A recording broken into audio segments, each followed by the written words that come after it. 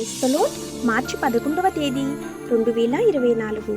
ఈరోజు దేవుని వాక్యం. బలహీనుడు నేను బలాఢ్యుణ్ణు అనుకొనవలెను. యోవేలు గ్రంథం 3వ అధ్యాయం 10వ వచనం. ప్రియమైన సహోదరి సహోదరులారా, జీవితం ఒక పోరాటం. ఈ పోరాటంలో ప్రతి వ్యక్తి ఒక పోరాట యోధుడు. పోరాడే ఆ వ్యక్తి అన్ని వేళలా బలం, ప్రోత్సాహం అవసరం. ఎందుకంటే కొన్ని పరిస్థితులు ఆ వ్యక్తులను బలహీనపరుస్తాయి, నిరుత్సాహాన్ని మిగుల్చుతాయి. అటువంటి సమయంలోనే దేవుడు తన ప్రవక్త అయిన యోవేలును తన ప్రజల వద్దకు పంపించి వారికి ధైర్యాన్నిచ్చే మాటలను ప్రకటిస్తున్నాడు.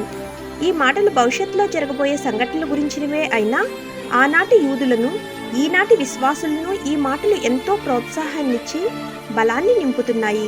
కొన్నిసార్లు బలమైన వారు సహితం తమ బలం మీద ఆధారపడి చివరికి చతికిలపడ్డారు. బలహీనమైన వ్యక్తులు నా బలం నా దేవుడే అనుకుని దేవుని ఆత్మచేత బలపరచబడి చరిత్రలో గొప్ప కార్యాలు చేపట్టారు. ఆమేన్.